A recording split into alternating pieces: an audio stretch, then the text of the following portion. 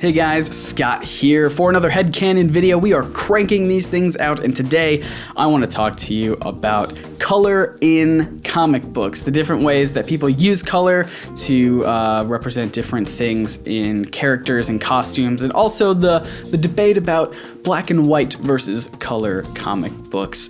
I want to start out with something that Scott McCloud says in his book, Understanding Comics. He has a very short chapter about color inside of here, and one of the things he says is that for superhero comics specifically, color has been a way that helps make characters more iconic, so that, you know, you can see this color palette and instantly know, oh, that's Superman, oh, that's Captain America, that's Batman, obviously. You see this a lot there have been tests all around the internet where people just put like stripes of color and you can just identify what cartoon character or comic book character it is just based off the color without any shape or form or anything like that. That's something that's really interesting to me, and also just learning about like the psychology of color and how it affects us in our minds and how it maybe plays tricks on us as well and influences us in different ways. And it also kind of represents a little bit of a shorthand in terms of visual storytelling. So there was an infographic that my friend Ricky pointed me to about colors in comics, where that I'll link to in the description below if you want to check it out. And something they do is they break down specific colors inside of comics, mostly referencing superhero comics, specifically Marvel and DC. And so they do talk about specific colors up front with things like how blues and bright reds represent things like ultimate heroes. Greens and browns represent a hero that is connected with nature, with brown also doubling as a way to show a retired hero. Again, these are costume colors. So obviously pink for women was a very easy shorthand to do when creating female comic book characters. Gray was for old, wise mentors, and the list goes on. Blacks and blood reds represent villains heavily. Purple is kind of a poisonous character. Dark blue is for like a cold-blooded bad guy. Something that is kind of interesting that this infographic pointed out to me is the use of primary versus secondary colors in comic book character costumes. So for example, heroes are largely portrayed in primary color costumes. You look at someone like Superman and he is decked out in red and blue and yellow, the three primary colors, and he's got them all. And he is like the biggest superhero that there is on the planet. And you look at other characters as well. Spider-Man, he's got the red and blue. Iron Man, he's got the red and yellow. Captain America.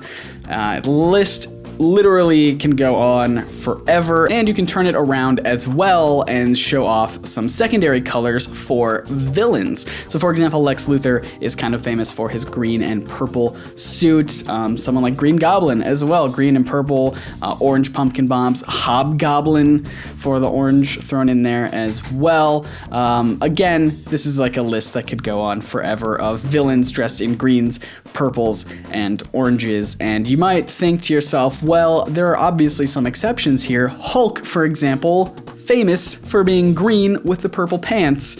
He's not a villain. Well, you could also argue that he is a monster and he is dangerous, kind of like a villain. Someone like Hawkeye, who dresses in a purple uniform, he had a past as a villain, but now he's reformed, but he still holds on to that purple uniform as well to kind of signify his past a little bit as a villain. Again, this isn't things that are exclusively stated in the comics, at least I don't think they are, but it's just kind of a way to psychologically get you in the zone and be like, hey, by the way, here are familiar color palettes. Obviously, you know that this guy is a villain or had a troubled past. Obviously, you know this guy is a brave and bold hero, just based off of the colors and stuff like that. So I'd love to discuss with you in the comments some other interesting things that you see comics doing with colors. X-Men, for example, blue and yellow. There's another one for you. Primary colors representing the good guys. Magneto has like a little bit of the red with plus the purple, which is primary plus secondary. So maybe it's signifying that he is a villain, but he has good intentions. I don't know. These are just things that I'm thinking of off the top of my head. But I do want to talk to you guys a little bit about color in comics versus black and white comics, because there's this idea that black and white comics take a little bit longer to read, and because of that are a little bit more reflective.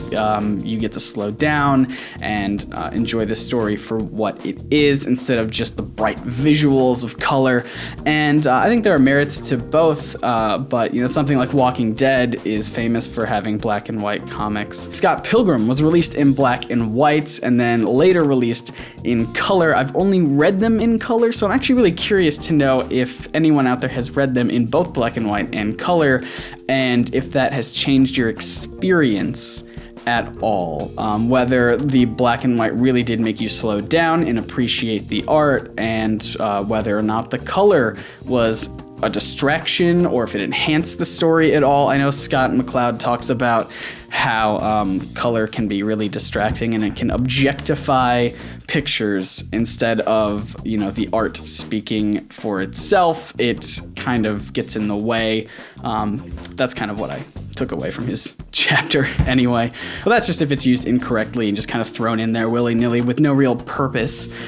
So maybe that's another question. Do you think there needs to be a purpose for color, or if just color should just be in there because it helps us see comics as more realistic, because our real world is in color anyway, so why shouldn't comics? So there you go, a lot of thoughts about comics and color. Let me know all your thoughts in the comments below. I'm super excited about talking with you guys about this topic because it is one of my favorite things to discuss, just the concept of colors and how it can impact our minds and how we see things.